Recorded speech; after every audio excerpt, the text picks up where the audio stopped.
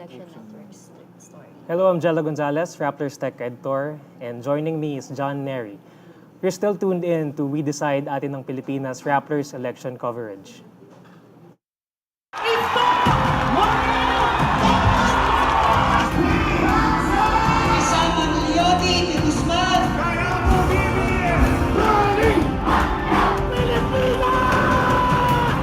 Tutuloy natin ang laban. Magandang simula ito.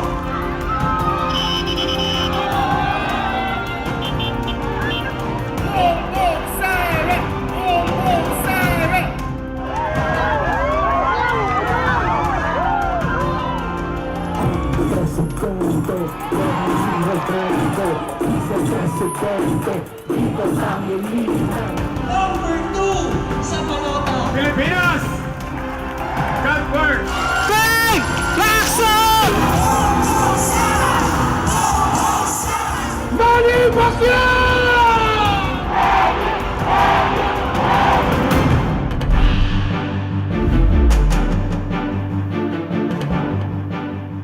What role did disinformation play in the 2022 Philippine elections, and how will it impact journalism, media, and democratic institutions in the Philippines?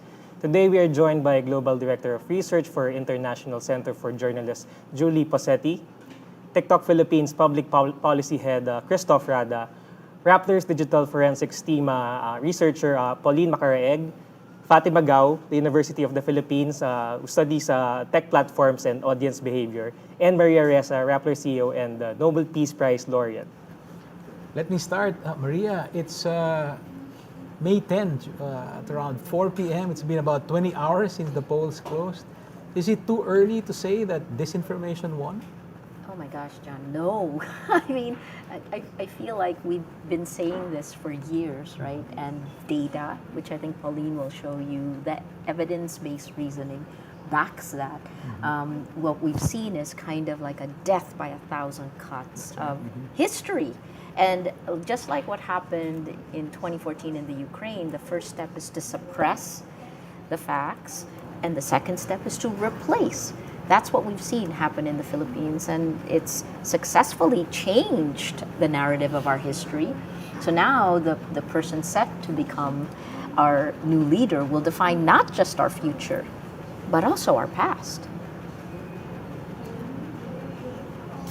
Pauline, you've been tracking disinformation operations.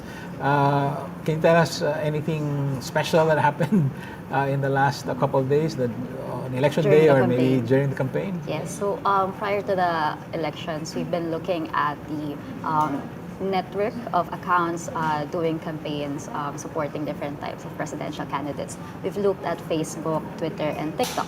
And from the data that we saw, we found out that the Marcos network, the network of his supporters, is really leading in terms of in Facebook and TikTok. In Twitter, it's a different story because more pro-Robredo supporters are dominating that space. But in Facebook, since we have 83.85 billion users in the Philippines as early as 2022, it's the leading social media platform right here in the Philippines. So we really looked into the Facebook network of the presidential candidates. So we found out that the Marcos network, which we have been tracking since since 2016 maybe, we found out that it has existed as early as 2014. They have been coordinating posts, they've been pushing narratives, about the supposed legacy of the Marcos administration.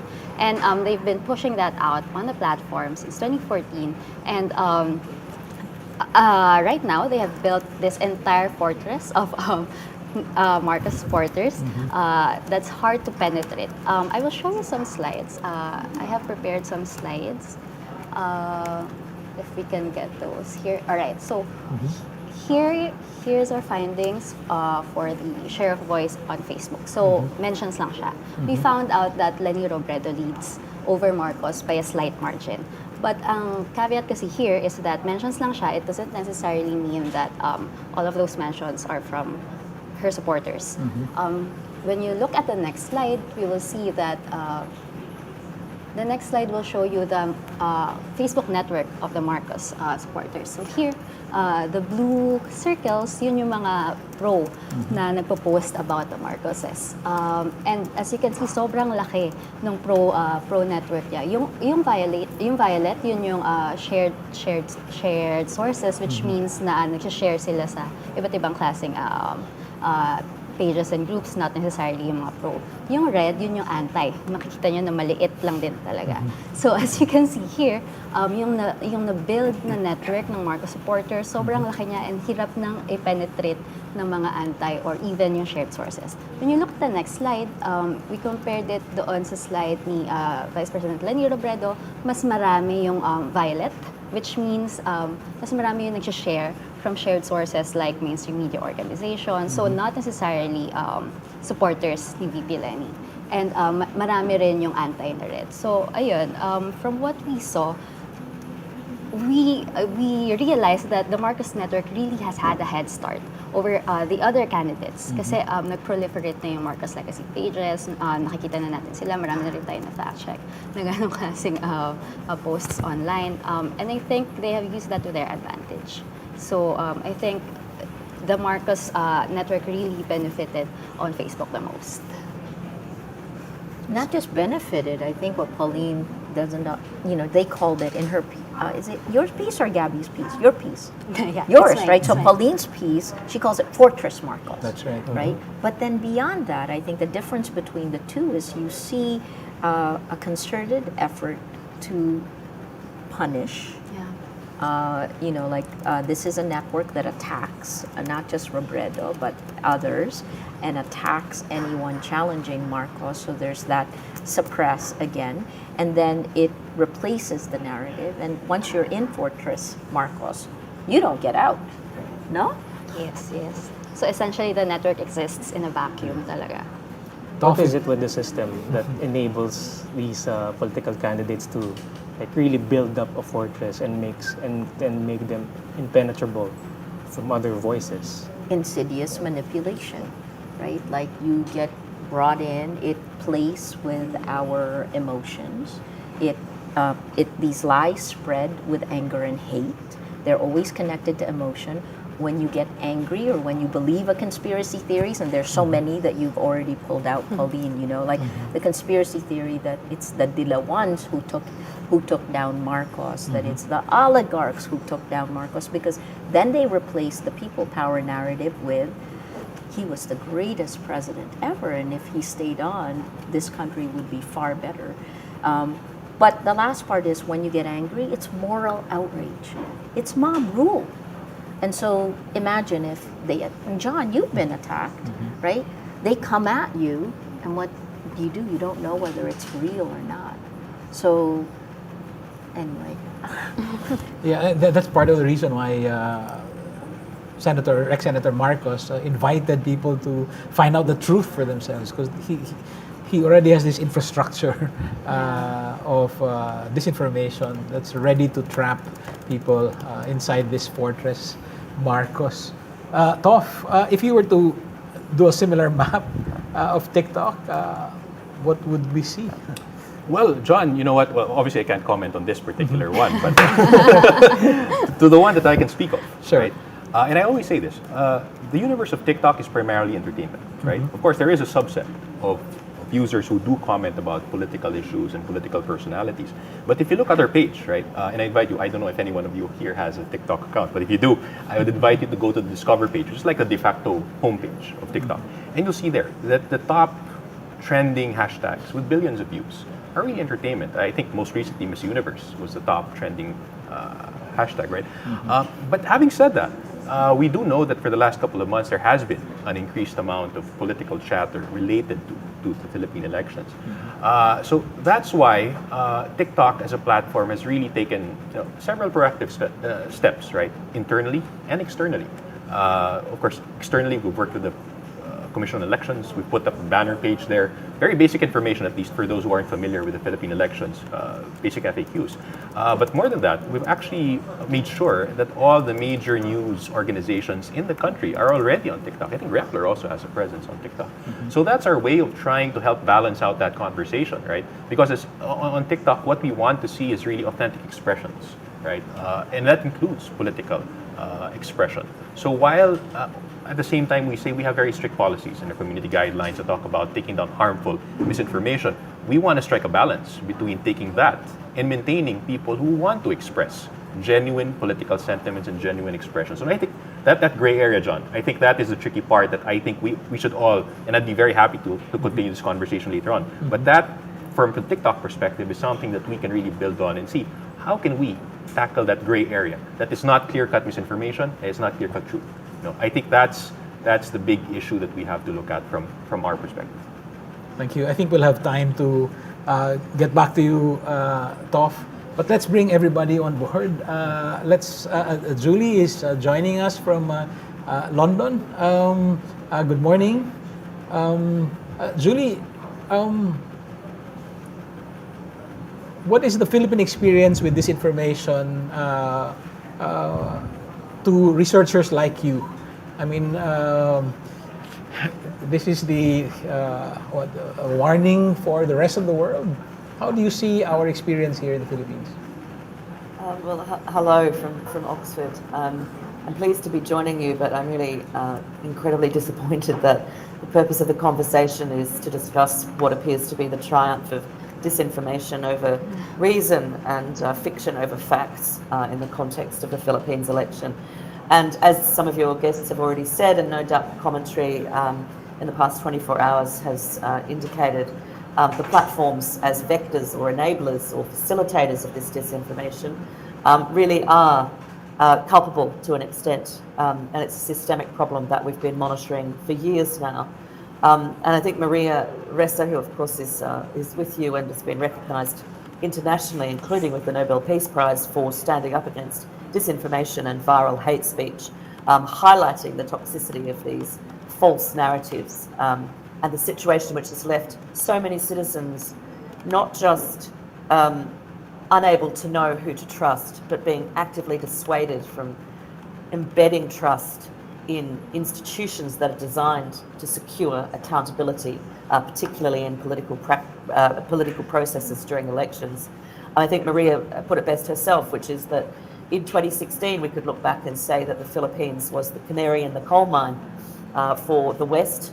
In other words, signalling the alarm, but so many organisations, institutions, states internationally were not paying attention in 2016.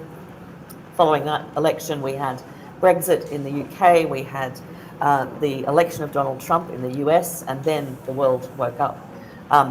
What does this signal, this situation now, where you have the revival of a dictator's family, the political reincarnation of a despotic regime through a descendant? I mean, these are the sorts of narratives that will be brought to the analysis of this situation.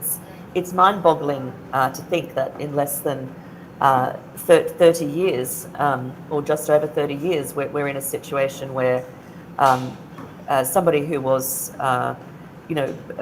pronounced to be a dictator, who was in fact exiled as a result of the exposés on the wealth that was accumulated and the corruption that was entrenched, that the reputation of that person could have been so platform washed, if you like, in other words, revived through a reassertion of false narratives. And all of that work and all of that protest and all of that successful revolutionary activity through people power has been somehow recast as a failure. And I think you can hear it in my voice. I mean, I think what this signals is something terribly troubling at a global level. And again, the Philippines may be ahead of the curve on this. And I think as we sit here in a context of global conflagration, where we have disinformation narratives also being well associated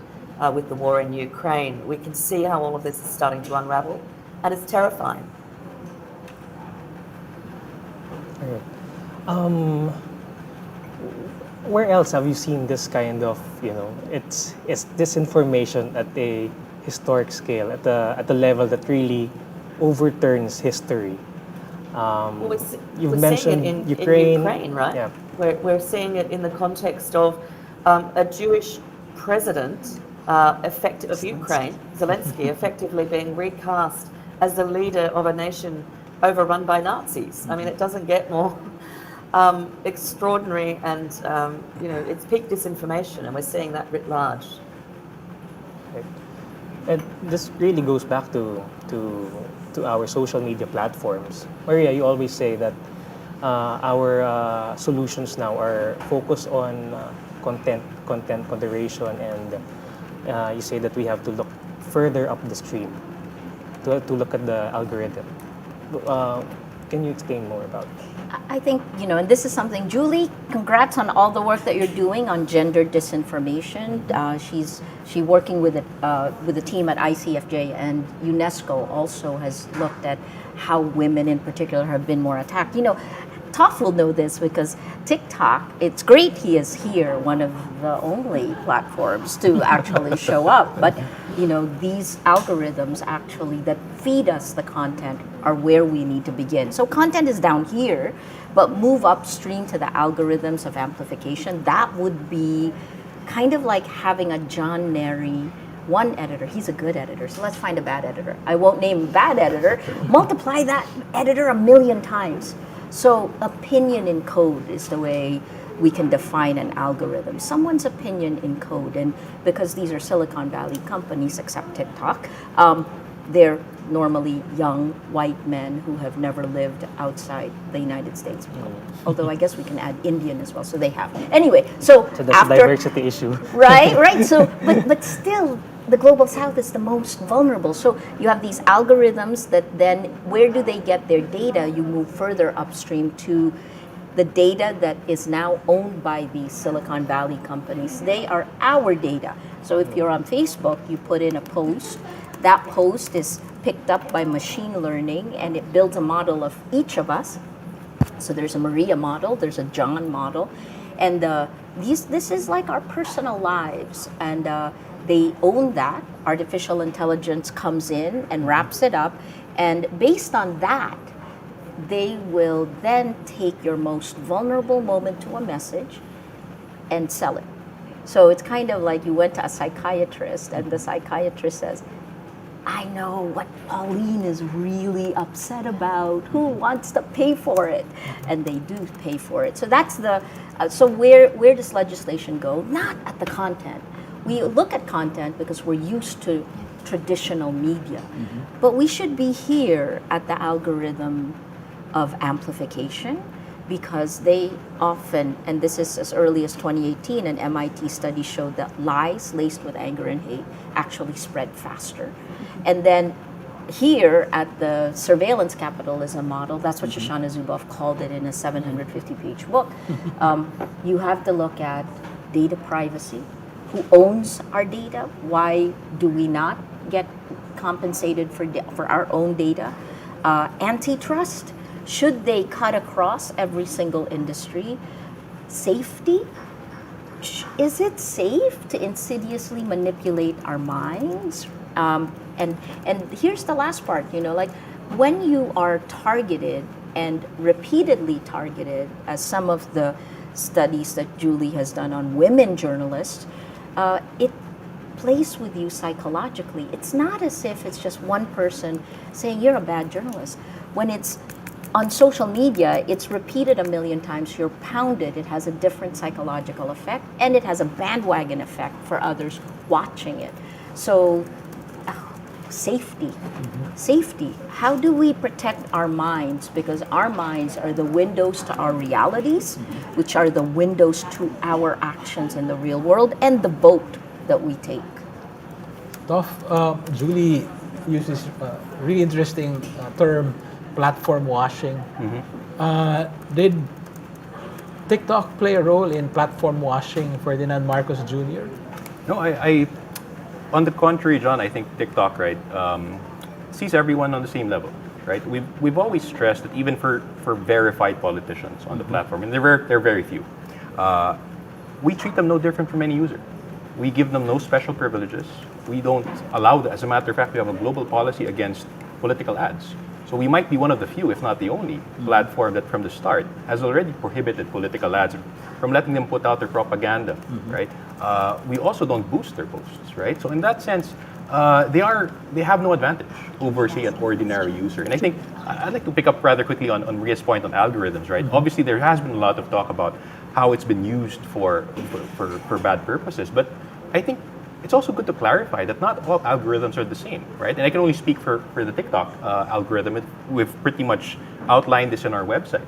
The way our algorithm operates, and we've described it as really, it's basically a mathematical equation, right? It adds up, say, the number of minutes you watch a video, the type of people you follow, and then the number of likes that you put up. And based on that mathematical formula, basically sums it up into a product, and then it predicts what you might like, right? And having said that, it also relies on your input, right? So it's not as if you were coming into a platform with a blank slate. When you actually sign up on TikTok, you are asked for your interests, right? And based on that initial interest, that would be your initial starting point for the type of videos that you would see. My personal example, I started during the time of the NBA Finals. So, I got all these sports videos for the first couple of days until I started to mix it up. And of course, we're very much aware that there is the risk of what they call a filter bubble, right? That you only get to see what is inside of that. So we actually work also to break that filter bubble, right? So from time to time, we do mix it up, right? So you are not just confined to that, to that filter bubble that you have. We do have mechanisms in place, and of course, we have some technical guys who are better equipped to explain that. But in layman's terms, we do mix it up, and from time to time, we do give you a mix of material, so you do have the option to see other points of view aside from the ones that are just established within that set of likes that you initially put up. But what do you do in case of disinformation? Well, if it's clear-cut harmful misinformation, like I said, our community guidelines are clear. We take it down, right? I think the problem is, and I think I read the Rappler article that talked about, they cited a particular example, right, wherein it was a certain candidate that was trying to promote themselves as a very likable, very nice group of people. And my response to that is, well, that's not exactly misinformation.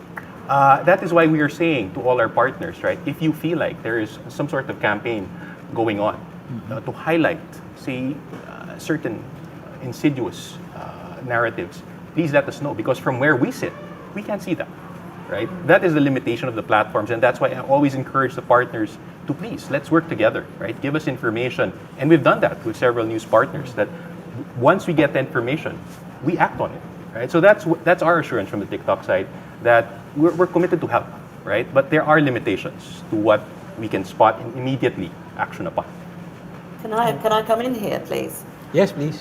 I applaud TikTok for actually being part of this conversation. One of the problems that we have as researchers and journalists trying to get accountability from the platforms is that they won't appear, and instead what they do is issue effectively press releases or pat answers to questions. So kudos to you for being here.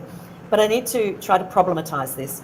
Algorithms are not innocent, and suggesting that the point of correction should be at the level of community and news organizations alerting a platform to a crisis of disinformation, which is often what it comes down to, and harmful misinformation in the context particularly of an election, for example, is extremely important to understand that there is a responsibility on the part of the platforms to do, including TikTok, to do much more and to be much more proactive. And what's missing is essentially an editorial layer. And I know this is contentious, but we are now in a situation where political actors are able to publish disinformation. It goes viral before even you get an alert from a news organization, which has been attacked, demonized, and its editor has probably been attacked and demonized and criminalized in the case of Rappler, if you take that example, before there is any attempt to pull back this disinformation.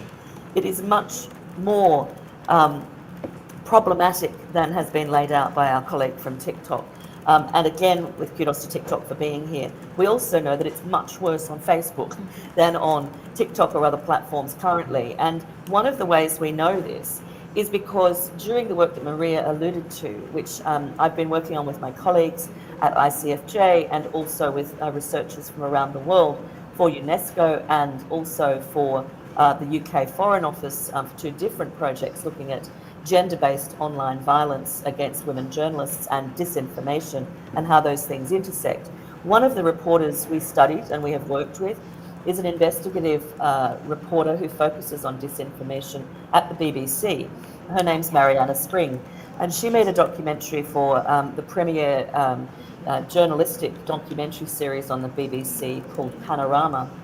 And in that program, in which she probed some of our research and also did an experiment of her own with data scientists as well, she set up a persona. She called him Barry.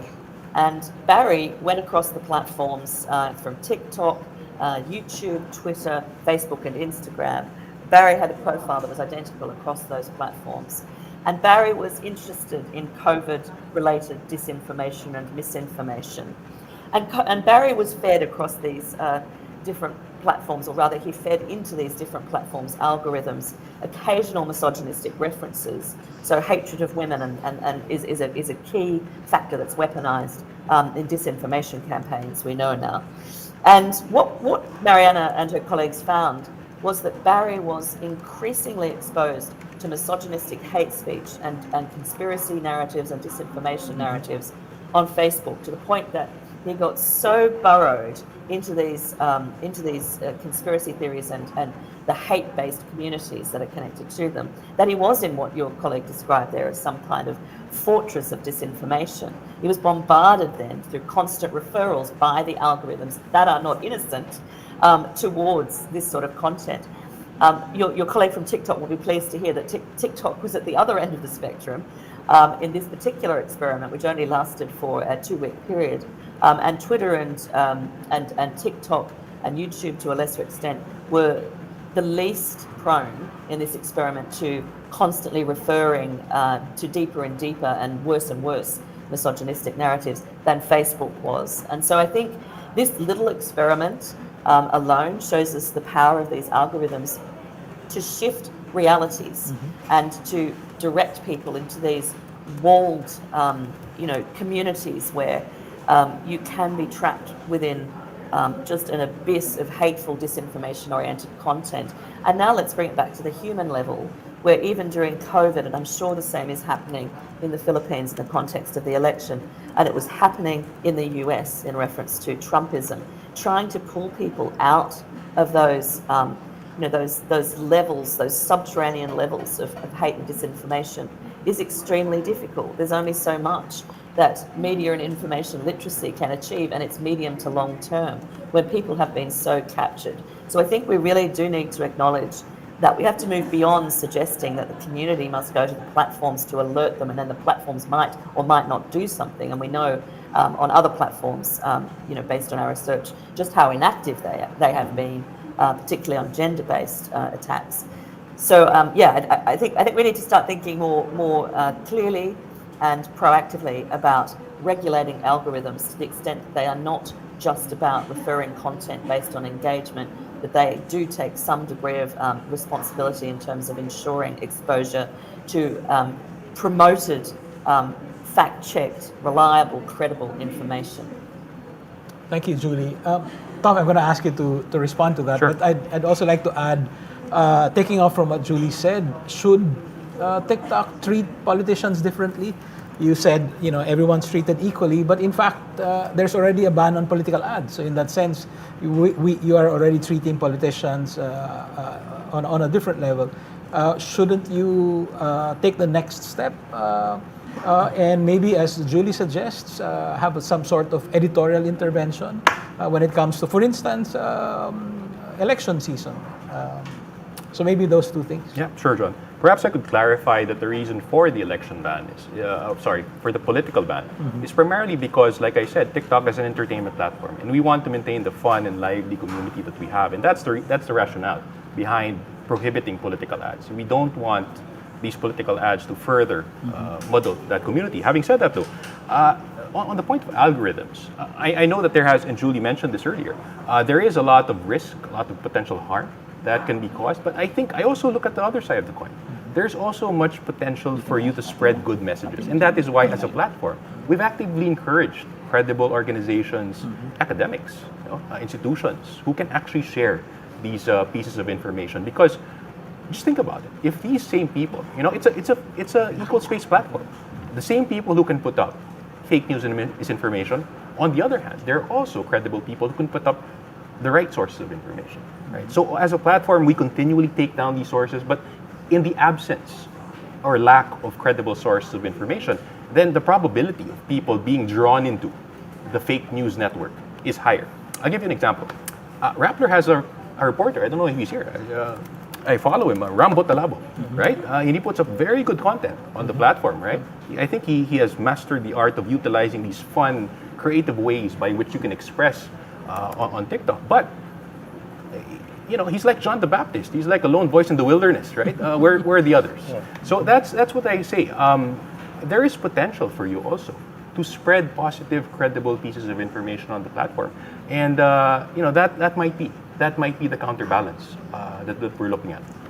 But how is it a counterbalance? Sorry to come in here, but how is it a counterbalance when you have weaponized hate and troll factories, and you have viral disinformation that's being distributed with false intent, and on the other hand you have credible, reliable information which is not necessarily being bolstered to the same extent? It's not a level playing field, and it's not curated in such a way that has human rights and democratic values at the core. And I realise that's problematically kind of a Western perspective, but this is what we're talking about in the context of the Philippines, not the West, but a democracy that is in dramatic decline.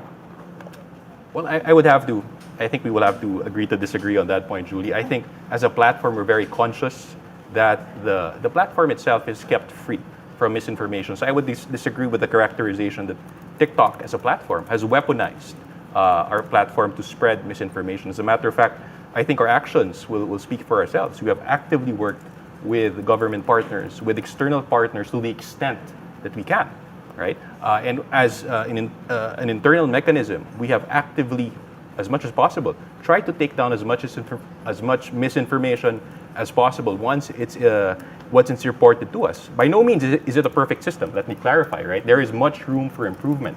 That is why we're here today, to talk to all of you guys, because we're very happy to work. Perhaps in the coming months, perhaps we could have a discussion on how we can further improve and enhance the current systems that we have. But I think to say that as a platform we are trying to weaponize misinformation, I think is a grave misrepresentation of what we are doing. It's not that you're trying to weaponize it, but platforms are weaponized by bad faith actors, and it's a lack of proactive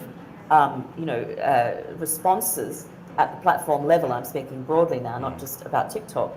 That has been a very significant contributor to the situation we're now in, where we see disinformation going viral in an instant, and we see credible, fact-based information shared by academics or journalists or others that is not empowered algorithmically to try to ensure that audiences do have access to important, credible information to help them make choices, particularly in the context of elections. I'll jump in because I feel bad that Toph came to our table. Julie, you're absolutely correct. No. Look, he's here, which is more to say, than other groups that we've invited. But Julie and I have gone through so many. We understand algorithms, right? So yes, it's not that TikTok did it, but that actors like Putin, well, he's not on TikTok, but let's just use every single social media platform that Putin uses content, attention, Putin content. So, and the attention economy allows itself to be weaponized by power actors that can then exploit that attention-getting process, the algorithms, against journalists, against activists, against women. And I think maybe part of it is also because we've been victims of this. And you're coming at a time when we're 6 years in and we believed a lot of it. So, Julie, I'm sorry, I didn't mean to interrupt, but I hear you, man. You're absolutely right, and I shall end my rant now, and I do want to underline again Toff, just how, I mean, this is what we want, right? We want vibrant debate. We want That's there right. to be this kind of exchange, and That's right. and kudos again to you for fronting up to this discussion. I think there's a lot to be said about Yeah, and what it's that not- indicates. And it's not just outright disinformation. I think we also have to Yes. consider the problem of let's call it gray content, right? I Yes. mean, and precisely because your platform is entertainment driven, we need to consider the impact on public discourse of seeing TikTok videos of, let's say, the Marcos family being like an ordinary family. There are thousands of TikToks, just showing them having a nice time, humanizing this family, this dictator's family, right? That's not outright disinformation. That's right, John. And I That's think right. So it's these are first principles, right? I mean, Yeah. there's freedom of expression, but at the same time, we also need to understand that overall there is an impact on the public discourse. Yeah, and rather quickly, John, to that point, right? And that is why we encourage people who have that repository of correct information. If you truly believe that they're trying to project themselves as somebody they're not, then why don't you say it on the platforms? It is an equal space platform. We have been able to take down, I'll give you a concrete example, right?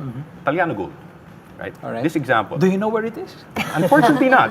If you could, I could get a metal detector somewhere. But I'll give you this clear example, right? This is something that we've worked with external partners with. Globally, we have a fact-checking partnership with the AFP. Locally, we also work with this group called internews.org, Yes. together with the other some local partners to provide the sufficient information about these type of trends that you just spoke about, right? So obviously, Taliano Gold on its face, right? Again, I think falls under the ambit of what you described. It's just some sort of myth, right? But based on the information that we gathered from these partners, they told us that it is actually being linked to a certain political campaign, to a certain political image, right? And I invite everyone actually today to try and look for Taliano Gold on the platform. Our trust and safety team has done a great job really sweeping the platform out of any Taliano Gold references. So I think that's an example of how Okay. we as a platform, when we say that we're serious about this, we do it. However, there are limitations. That is why we are here open to collaborate with anybody who has that repository of credible information. Okay, so before we continue the discussion, let's just welcome another guest. Professor Fatima Gao. Hello? Are you there? Hi. Hi, good afternoon. Hi, Professor Fatima. So just maybe a month ago or a few months ago, you said that Marcos was reaping the benefits of years of disinformation, and here we are now. Okay. So I think what we've been saying for the longest time, the efforts of the Marcoses to invest in this ecosystem of alternative information, hub to substantiate their claims of their political narratives. Either it's the whitewashed version of history, or if it's defending Marcos Jr. of all his lies and all the falsification he did, his credentials and whatnot. I think all of those have now materialized into a win for Marcos. As a disinformation researcher, I know somehow that this would happen, but I know it's still painful to see him actually win. But I think that ultimately, all the efforts that we're seeing leading to the election with the Robredo campaign, with the grassroots community organization, and of course our journalists and our fact checkers holding the line, ultimately it might have been too late and too little at this point. How is the disinformation industry looking like in the next 6 years? Oh, it's gonna thrive. We have the disinformation industry in 2016, right? It was the one that they're tapped into. In between 2016 to 2022, we've seen the industry professionalize and somehow, formalize its way of working in operations. In fact, I would argue that because they were able to formalize their operations, they now have the capability to innovate whatever disinformation and propaganda tactics they've been using. So now we see this industry really being institutionalized in the next couple of years. Marcos Jr. knows it's an effective tool to, sustain his popularity and gain political favor. So definitely we will see this as a staple of his administration. Ayun. off to Professor Fatima's point, she said that it's really an effective tool and it's been professionalized. So we're still looking at a system that is really vulnerable to all these bad actors. How do you see TikTok improving maybe after these elections? Sure, Jella. I did mention earlier the two-pronged strategy, right? We're taking down misinformation, clear-cut, harmful misinformation, working with partners, right, to enable credible sources of misinformation. But I think also, ultimately, and this is where another initiative of TikTok, we've done this at the regional level, Southeast Asian level, around digital literacy, I think comes into play. Because ultimately, all of us have to be equipped with that skill. And I think it's a skill for us to be able to detect what is fake news and what is not. Right? And in our own little way, we were trying to help develop that. We have a campaign called hashtag Think Before You Do that to date already has 1 billion views on this hashtag. And you can see it on our banner page also side by side with the election hub that we have on the Discover page. And in that campaign, we're trying to encourage people to be a bit more critical before they share fake news or before they immediately jump to the conclusions based on what they immediately see. And that's just one of the measures by which we hope, right, as a platform, we're helping encourage more critical thinking on the platform so that, there is, at the very least, if it's not completely eliminated, there is some mitigation measures in place to prevent this from spreading faster. Professor Gao, we've had this conversation before about placing the burden of responsibility on the citizen, on the consumer. I want to ask. So, we're looking at the consequences of years of disinformation. But there's a lot of talk also about whether the citizen is a victim or is an agent. I mean, so there's a talk of victimhood robs people of their agency. And as an academic, how do you think we should approach this dilemma?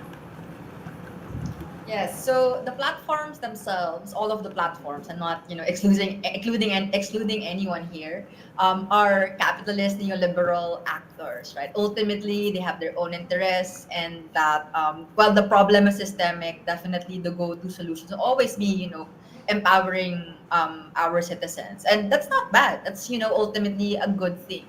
But I think that what another debate that you mentioned would be, are the people victims here, or their agents? And I can say now, after some pondering on the election events and whatnot, I think it's both, right? You could always be a victim because you're exposed to this information, your ecosystem or your environment is already tainted and polluted with the incorrect or falsified or distorted information. So there's that condition that exists. At the same time, you can make decisions out of that, a false or distorted view of reality. So you can be an agent and a victim at the same time. So I don't think it's, one way or another. It can be both. And that's one thing we need to be cognizant of in the next couple of years.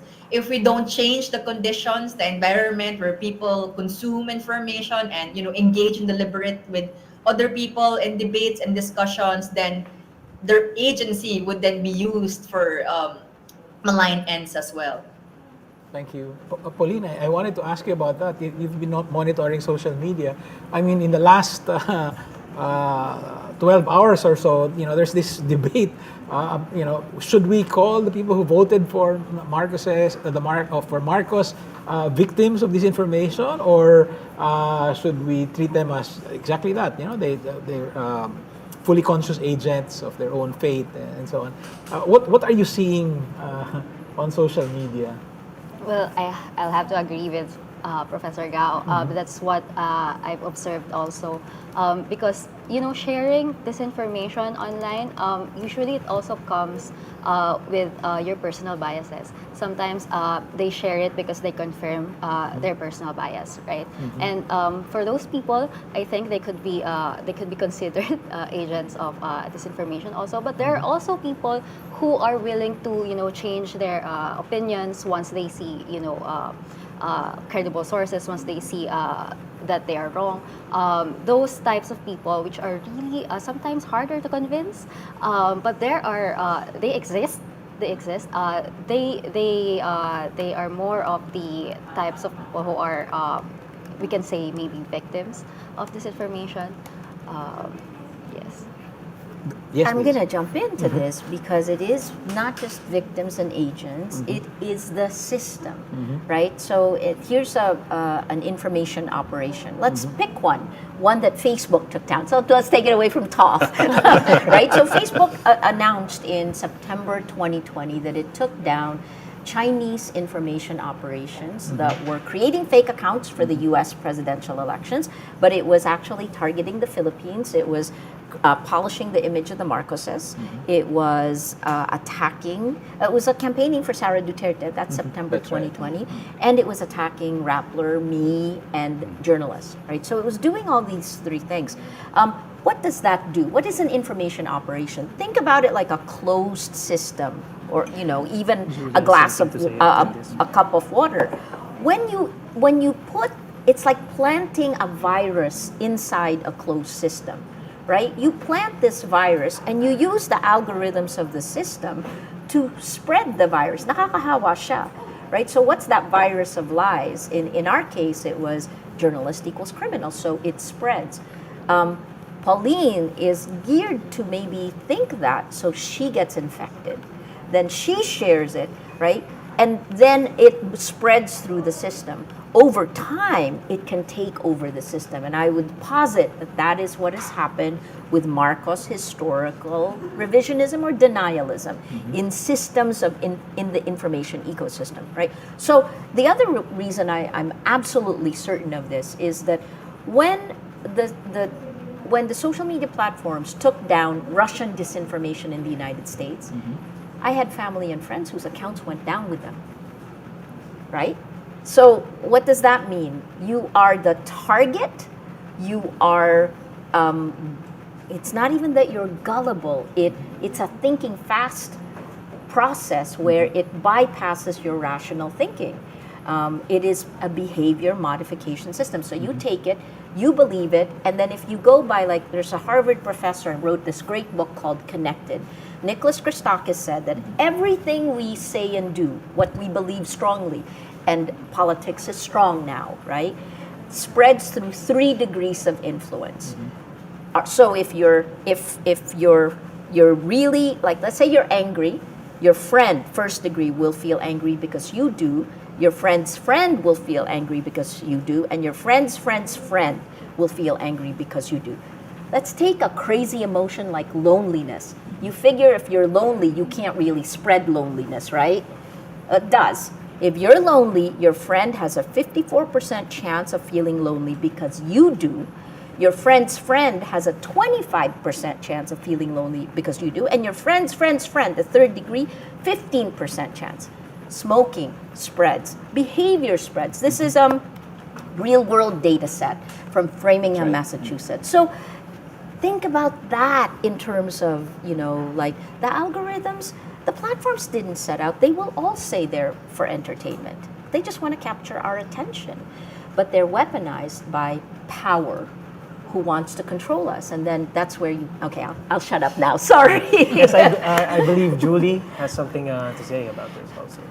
Yeah, I just wanted to reiterate that point that, and we hear this a lot from the platforms, that we have to change society in order to change what's happening in the toxic spaces online that have been created through algorithmic power, which is directly connected to business models that need upheaval. And it's also not just, media information literacy will only go so far. Trying to reform communities of misogynists offline in order to try to tackle a problem online will only go so far. It's a bit futile, really. You have to actually address the problems with the algorithms. To an extent, they may require regulation, such that credible, independent, fact-based content Boring is content. better. Pardon? It's boring content. Credible, fact-based Regardless of whether it's content. boring, it's fundamentally important glue for our societies to function, right? For open societies to be sustainable, for democracy to be sustainable. And on top of that, yes, when this toxicity happens, and the mug is a great example, and the well is poisoned, and everybody who drinks from the well becomes seriously ill potentially. But it doesn't just stay within that one closed system. Platform jumping occurs for disinformation narratives. And so, it cycles from one platform to another platform to another platform, and it doesn't stay online, of course. This is what this election demonstrates. Attacks against women journalists physically offline, according to our research, is directly connected to the online violence they experience. So this needs to be taken into account. So there must be an emphasis across all of the platforms. And again, kudos to Toff and colleagues at TikTok for working proactively in the context of the Philippines election and working with partners and so on. But we have to get to an understanding that those algorithms need renovation. They need fundamental recalibration to proactively and preemptively address these problems that we are now experiencing. It's that serious. And that all has to be done with, one eye or two eyes on preserving the international freedom of expression protections enshrined in law and protected by Article 19. So that's, in the UN system, that's really important to also ensure that these attempts to regulate and renovate the algorithmic power distribution or redistribution. But it must be done. We cannot be sitting here in a year's time, in the lead up to the US election, for example, and have failed to learn the lessons that this Philippines election has demonstrated for the world. Much more needs to be done much more quickly. Thank you, Julie. We've spent the past hour describing the problem. Of course, we're living the problem. An hour is not nearly enough, but maybe we can, at this point, pivot to asking ourselves, what can we do? What can be done? Maybe I can start with Professor Gao. Fatima, in what specific ways do you anticipate the incoming Marcos administration to use this information? Do you have something maybe specific in mind that we can focus on and then see what we can do? Okay, this solution to this information specific to the Marcoses and the Dutertes as well is so hard to answer. Been asked a million times about this, but I think last night or the other day I've been thinking about it, and I think ultimately there are three aspects to this. First are the strategies that they've employed, such as alliance with the Dutertes, historical disinformationism, and as well as, of course, the classical political manipulation of the public. But ultimately, I think what makes it really potent is the infrastructure, and I'm a network researcher, so it would make sense to me that whatever strategy you do, it is that infrastructure that allows it.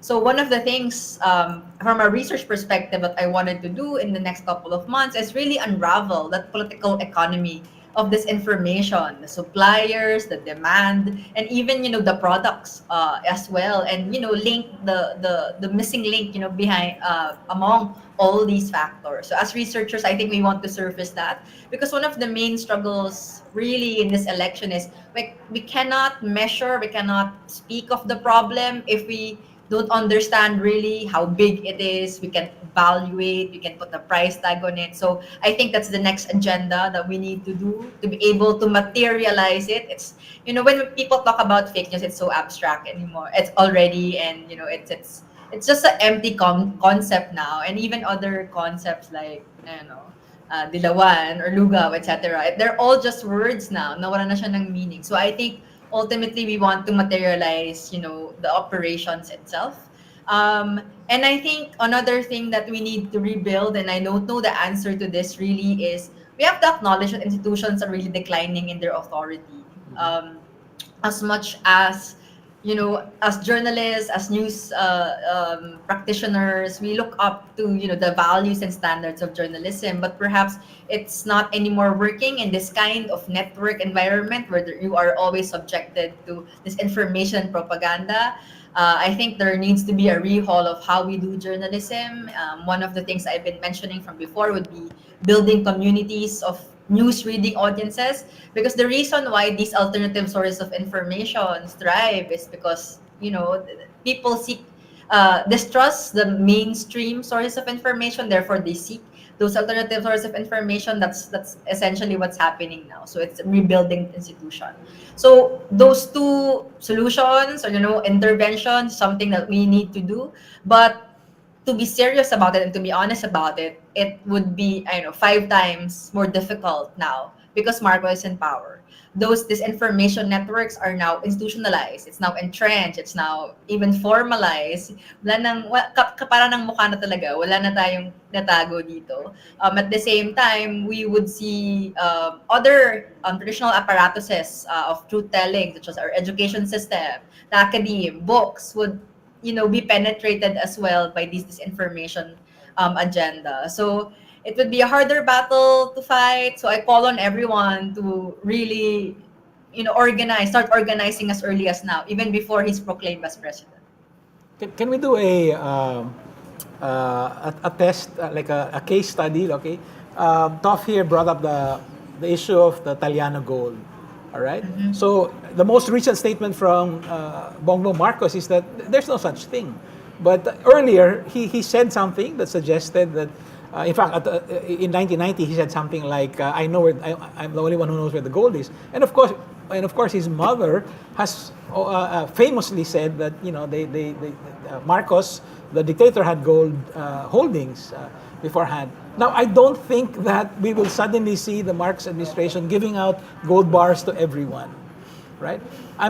Based on your own research, especially on YouTube, the way the pro-Marcos infrastructure works, how do you think will they sell the fact that there is no Taliano gold when many of their voters really think they have gold coming to them? Right. I don't think they have to sell that idea anymore because they won. That's done. The purpose of that lie has been, achieved. So they don't need to justify themselves. So what would happen now is they would capture, all the audience attention. Another story, another lie, perhaps, that would make them forget about the Taliano gold and further justify why they have ill-gotten wealth. Especially now, they could essentially erase the idea and there's ill-gotten wealth that they stole from the Filipino people. They're gonna rewrite that aspect too. So I don't think they have to justify. I don't think they feel the need to ever justify themselves because they know they can control public perception anyway through their apparatuses. So I'm sorry to give you that answer, but I think it would just change and change. Parang 1984 George Orwell. It was rewriting. One lie would adjust what's written, and then it would just go on and on like a cycle. Yeah, like moving the goalposts, right? But it gets worse and worse. Right? Yeah. Yeah. Because the people who believe that they're going to get gold bars will continue believing they're going to get gold bars, just like the people But who maybe believe, pushing the timetable, like, it will be after he. and they'll get angrier, right? So it's like, I guess it's once a meta narrative is seeded and is not debunked and continues to stay, it will continue to grow like a virus. Because there are two ways that information spreads. Virality, which is what we tend to look at, right? They spread really fast, so we'll fact check it. But what about the ones that are seeded and take a year? So for example, an example of that is Stop the Steal in the United States. It was seeded in August 2019 on RT and then picked up by the guy behind Cambridge Analytica right after this, Steve Bannon. And then picked up by Tucker Carlson, Fox, by August 2020. And then QAnon drops it in October, and President Trump comes top down. Stop the Steal. What did it do? It brought violence to Capitol Hill for the first time ever. We're living in unprecedented times. And, I'll just second Fatima to say that, and Julie, I think we're all saying the same thing. It is dangerous. This is existential. And look, Marcos Jr. is going to become president based on the unofficial results right now by ignoring the checks and balances of traditional media, of journalists driven by standards and ethics manual. What does that mean for our future, number one? Number two, he builds his own, and the platforms allow that. That's another thing that should be stopped. And again, that's not a freedom of speech issue. That's just, is the ability to make money, to engage, to spread toxic hate more important than the reality we live in? How much longer will it take for country in the global south with weaker institutions to recover from all this? I mean, even countries in the West, they're still dealing with this, right? But how much more the global south? Pauline, you've been studying the Marcos disinformation infrastructure.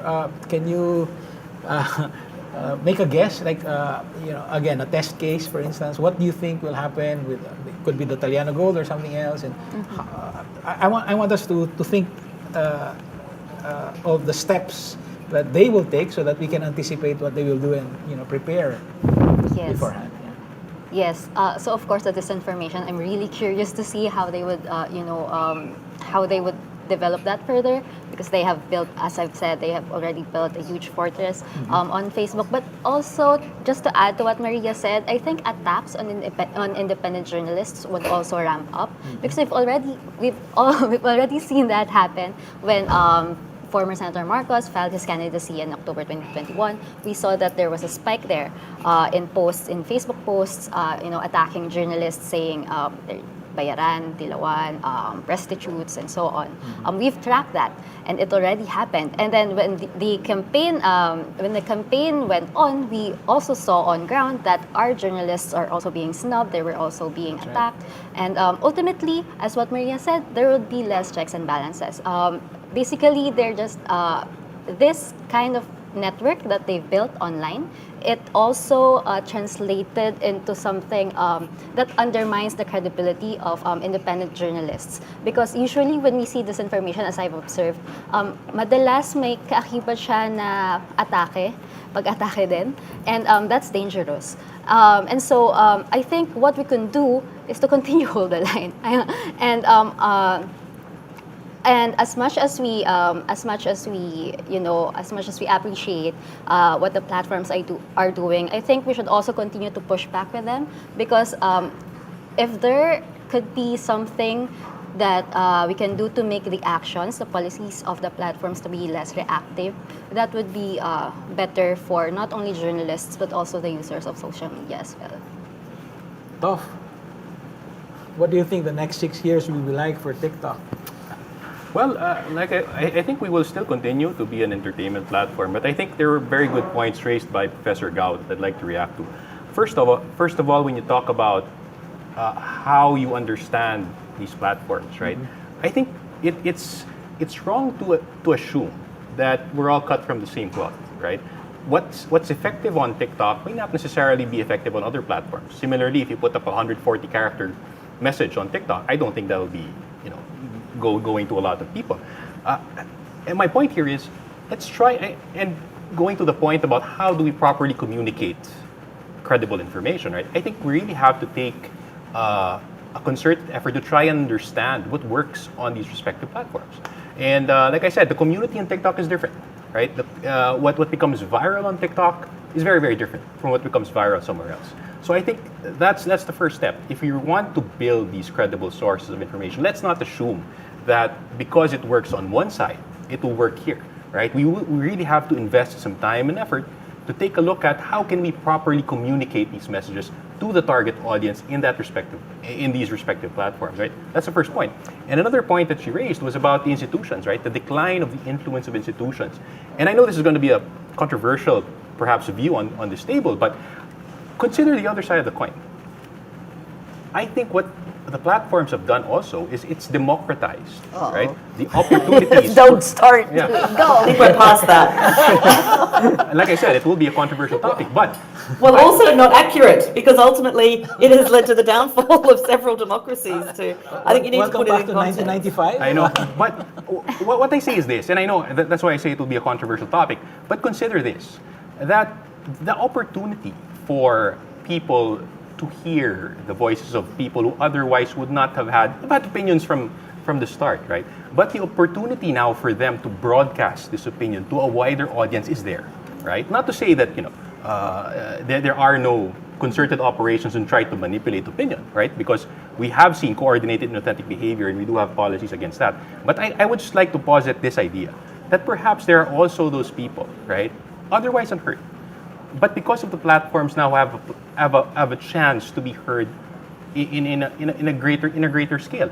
I think the institutions now, right, it's incumbent upon the institutions to understand how these people communicate and what resonates with them, right? Instead of imposing our view of communication, perhaps there might be some value in trying to understand how they process things, how they process information, and that might help us, right, in terms of can I putting come up in here? Sorry. credible information, right?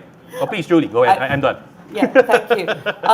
Can I just say, I've been studying Rappler since 2013, and let me be the one as an external observer to say that I think that Rappler, more than most other news organizations internationally, understood the original potential for the democratizing power of the platforms in terms of revolutionizing citizen-based communication. I applaud their efforts in the first several years of their operation to understand social media and its potential for social good and its potential to connect citizens and to shake up narratives and discourses in a way that empowered societies, that helped, development to flourish, that helped alleviate the impacts of natural disasters and poverty, for example, connecting citizens of like mind. But we are well past the narrative that the social media platforms need to be understood as democratizing powers. Of course they do. Journalism did need disrupting. Of course they provided additional opportunities. They provided opportunities for broadcast, unedited, unmediated. But now we have to acknowledge the very significant ramifications of that system and the profit-oriented disinformation and hate-enabling role that some of these platforms have played. And generically, we can describe the flaws in these platforms. One point to end on: information and users of these platforms are not all equal. Some are more powerful than others, and it's disingenuous to suggest that by treating all information and all players as equal, we are going to be able to successfully combat the toxicity, the viral disinformation, and the enabling of offline catastrophe, whether it's genocide in Myanmar or the outcome of an election that does not necessarily reflect democratic principles and does not necessarily reflect people making judgments on the basis of facts. We have to understand, just as over centuries professional journalism began to understand, that all information is not equal, that judgments have to be made, and that goes directly to what organizations such as the platforms do with regard to assessing how to tweak algorithms to prioritize credible, accurate information over and above information that might be in the grey territory, that might not be easily identifiable as disinformation, but is actually designed to seed narratives such as Arrest Maria Ressa in May 2017, which 2 years later, or less than 2 years later, became a physical arrest, persecution and prosecution within the legal system of Maria Ressa. So I think, we cannot go back to a situation where we're being lectured by the platforms of any kind. That the solution here is understanding the democratizing power of the platforms and learn how to work with the platforms to better respond to disinformation. We're well past that. That horse has bolted, and we need to do something much more radical to arrest the decline. All right. I believe Professor Fatima has something to add to that. I was just agreeing to what Julie has been saying. The platforms are complicit to the election of Marcos Jr. I would say that confidently because the reason why these kinds of lies have perpetuated is because these stories, the channels, the videos, the accounts stayed in the platform. And there's a lot of criticism around that. First of all, as a Global South researcher, I would argue and to echo what you've been saying earlier, Jello, we are not in the best position to negotiate with this platform because we don't have the bargaining chip. We're not the US, we're not Australia, we're not EU, we're not, other powerful countries who understand, I guess, how the platform works, have the political will to do so, and the economic power to actually influence the bottom the profit of the platform. So what's funny is that the Philippines is a very big social media country, and we're giving lots of profits to the platforms, yet our issues, our concerns, our problems here are periphery to their concern. One of the things that they always say, and I hope maybe the platform guys hate me already for this, whenever we engage with them, it's really coming from a PR perspective. How can we use this research to make YouTube or Facebook look better, that we're addressing their problems? But ultimately, it's not translating to policy. It's not translating to changing their content moderation policies.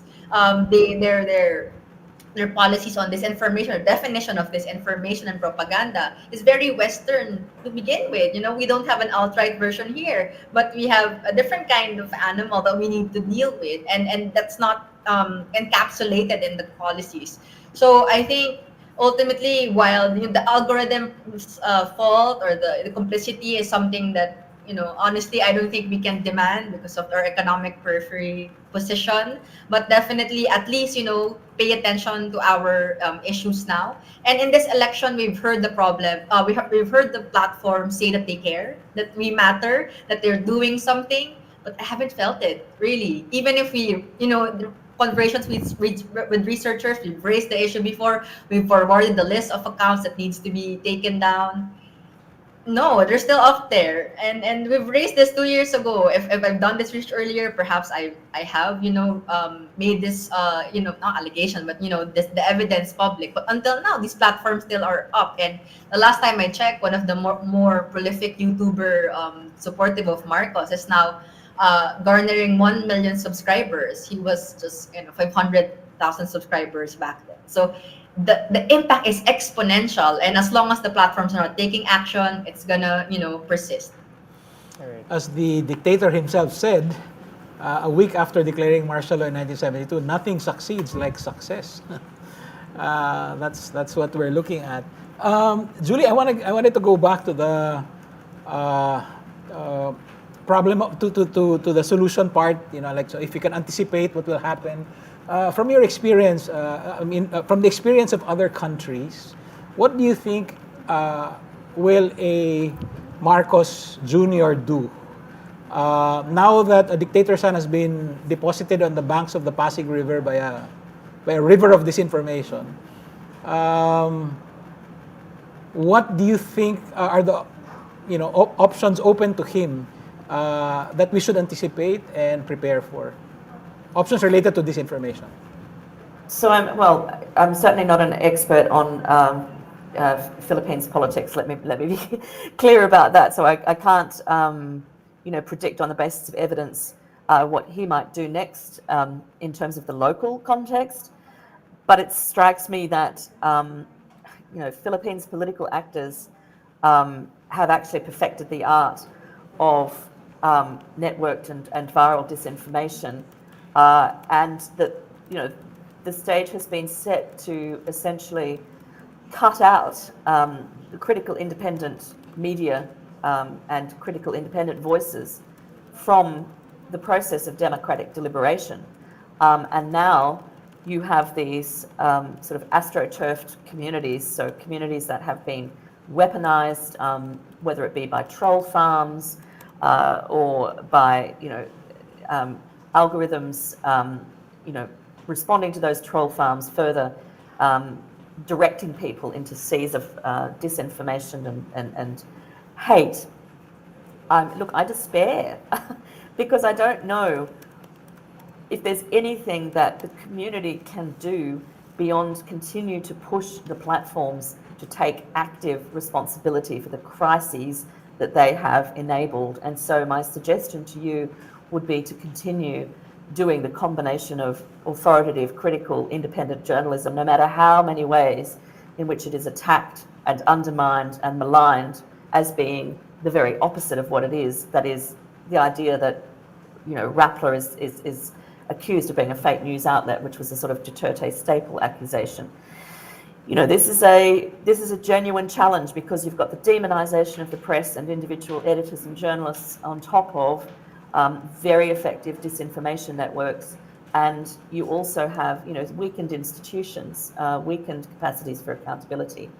So truly, working internationally to ensure, as you have been, to ensure that the world continues to watch and continues to try to be vigilant, but in a way that is directed at platform power, so that there perhaps are cracks in the system of disinformation that has been established for those critical independent voices to emerge and to find their own platform, if you like, to be heard. Beyond that, fiddling around the edges with medium to long-term solutions like media information literacy, as important as that is not going to be an effective counterbalance without the activism and advocacy that's required with regard to holding the platforms in Silicon Valley in particular to account through regulatory and legislative responses. All right. Julie, are you seeing solutions internationally that you think we may be able to borrow from, like even ideas of regulation? Yeah, so I think, in the US at the moment, who knows what will happen with the consideration of the variety of legislative reforms under consideration. But I am impressed by efforts to target algorithms rather than content for regulation, because of everything we know about the ways in which laws targeting disinformation and laws targeting fake news can be weaponized against, credible, independent journalism and reliable factual information and the purveyors of reliable factual information. We've seen those laws abused in countries around the world to actually silence the people who need to be heard. So we have to be very careful about an approach that involves the regulation of content. But in the US, there is a move to regulate algorithms in a way that ensures that human rights and principles of democracy are at the core of the renovation of those algorithms, not engagement and profit, as though these things are innocent and always potentially beneficial. So the suggestion is that there be requirements on the platforms and transparency incumbent as part of these processes that demonstrate the ways in which information that is reliable and credible, for example, has been boosted as compared to the virality of disinformation and hate speech, on the other hand. It's a very simplistic way of describing what's being proposed, but I think these are the most useful ways forward. We just have to acknowledge that that the systems as they exist, in the same way that the platforms argued that journalism needed to be disrupted, and I agree with that to an extent. It was time for the models to be shaken up. Now I'm saying that the very same critiques that were levelled against journalism and media moguls can now be levelled against the platforms, and much more serious consequences coming from platform power abuses than we've ever seen coming from traditional independent journalism's failures. So I think that's where we're at. It's time for a dramatic overhaul and renovation, and for accountability on these US-based companies in particular, to ensure that that we can find a way out of this toxic sludge, so that we don't have the revival of dictators' memory, and the revisionist history that's been applied in the case of the Philippines becoming also a viral trend internationally. There is a line, and I'll build off of Julie.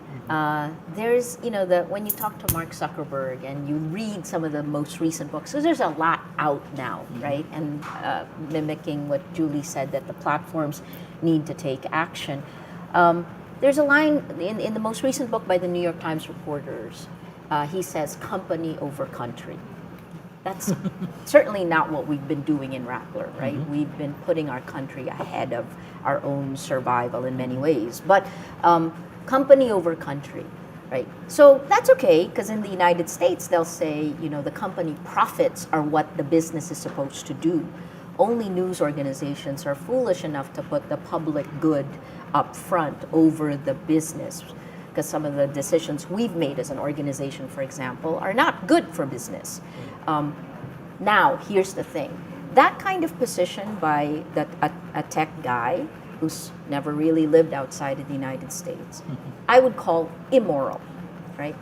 But once you have evidence, and Facebook sent people to Myanmar, the UN sent people to Myanmar, and they now have facts and evidence that the platform contributed to what has become genocide. Once it leads to death, immoral, does it turn to evil? I guess that's the journey that we've come through. I drank the Kool-Aid of the platforms. Rappler was built on Facebook, right? If it had better search, we may not have even had a website. But I think the greed, sa Pilipino, di ba sinasabi natin, moderate the greed. Sana naman moderate the greed. Yes, because it started out as really this very promising tool. Like, it's a dream tool. You can communicate with anyone from anywhere in the world, right? But, all these bad actors came in, and they knew how to maximize this system for their own goals. And then, as a corporate entity, their responsibility is to the stockholder, their bottom line, right? So that's what we're asking from the platforms, like, do something that matches what the bad actors have done to manipulate your system. Right. So yeah. Tough, go ahead. If, Yes, if I may, right? Of course, I'm not here to represent all the platforms. Right? I'm only here to talk about what TikTok has done and what we plan to do, to continually combat misinformation. So I say, you don't have to believe me now when I say that we're serious about it. Judge us based on our actions, right? So look at what's on the platform, what we've done, and moving forward. Let's work together, right? To come up with we were talking about solutions, and I ultimately think that the solution has to be a shared solution, right? The platforms, again, not talking about everyone, but TikTok can't do it alone, right? We will do our share as far as practicable. But I think to come up with a real holistic solution to this, we have to work with partners such as yourself, to really come up with. We have to get your insights as well on what you're seeing, and probably marry that with some of the things we're seeing on platform to come up with a viable solution to fight this problem. We'll take you up on that Sure. offer and that Yeah. opportunity. Marie, I have a question for you. A few weeks ago, Ferdinand Marcos Jr. said that he does not need a spokesperson. I don't know if you remember that. Yeah. And of course, I think many of us, those of us in the newsroom must have understood that as a form of gaslighting, Yes. right? He can be the spokesperson for his own administration. But just listening to all of you now, listening to Julie and Fatima, it struck me that what if he was in fact saying the truth? He is not bound to appoint a press secretary. There's no law that requires him to do that. I wanna think ahead about what we as journalists can expect from an administration that won the first majority mandate under the 1987 Constitution without talking to the press, with a deliberate strategy of ignoring the press. What can we do some scenario building here? Well, let me first say that we're not unique, right? When I was in Geneva, I spoke with a journalist from Brazil, and I don't know if you know Patricia Campos Melo. She wrote a book. She filed a case against Jair Bolsonaro, but she was also attacked. The form there was WhatsApp. It's the same thing, and the journalist I was speaking with was beaten up by the security forces of Bolsonaro. And we were kind of slightly commiserating in the sense that he said, we can't get close to him because he travels with his vloggers, right? So I think we need to be prepared for this, but we can't do it alone. We need the platforms to realize that their policies at this point in time has destroyed checks and balances on power, has made journalists, news organizations, the platforms are where our credibility is attacked. And there's a reason why across the world where democracies stand, news organizations inevitably are always taken down. Why? It's not talangkaan.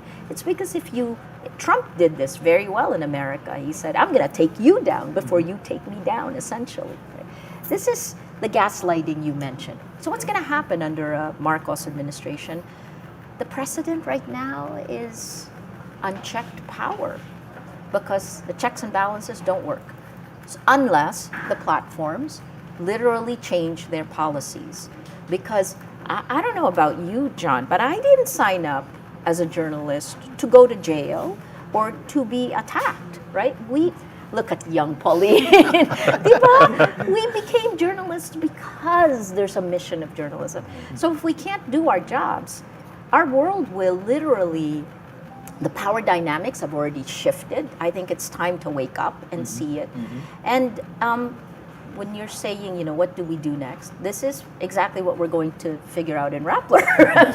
I mean, we need to keep asking questions. But it's not just us, of course. I mean, every news organization should ask itself that question. Absolutely, and I think Facts First PH is a collaboration that leads to difficult. I mean, it worked. We did it like the Robredo campaign too late, like the policies of some of the platforms that they kicked in. Look, in some of the platforms, you actually have something called the news ecosystem quality. They know this. It's like turning a button where they can let credible news organizations, the boring content, Julie, get distributed faster. When they do that, they really make less money because normal people, we know this, we don't have spikes in ratings unless there's a typhoon or unless there's breaking news. And the rest of the time, we do our jobs because that's what we're supposed to do. We get ready for those moments. The platforms are they're like fat on sugar all the time because they will capture your attention. So I guess part of what we need to do now is take these collaborations we have. I have to say though, Toph, I'm really tired of talking to platforms. Like 6 years, and having said that, I have no choice, right? Because, I mean, what are we gonna do, John? Are we just gonna give up? We can't. Absolutely. So I believe Filipino values haven't changed. I do believe that the emotions of Filipinos, millions of people who have lost their jobs, who are desperate, who have been sold a lie, and that's where I think they are victims, need and deserve better. So I hope that journalists work together more, we work with our communities, that we don't give up because we can't. Simple and unit. All right. So that wraps up our program today. Thank you to our panel, ICFJ's Julie Posetti, TikTok Philippines' Christoph Rada, Rappler's digital forensic researcher Pauline Macareeg, UP Assistant Professor Fatima Gao, and Rappler CEO Maria Reza, my co-anchor journalist John Neri, Angela Gonzalez. This is Rappler's special coverage of the 2022 national elections. We decide atin ang Pilipinas. Thank you for joining us. Yes. Julie and I were triggered because we've gone through so many of those things.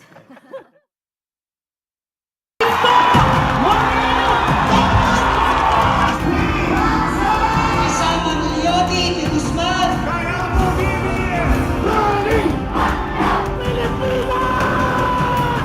Tutuloy natin ang laban. Magandang simula ito.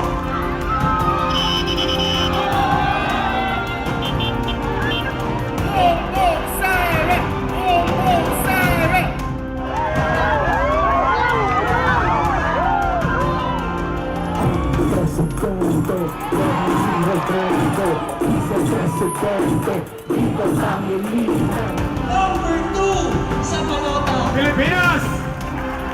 God works!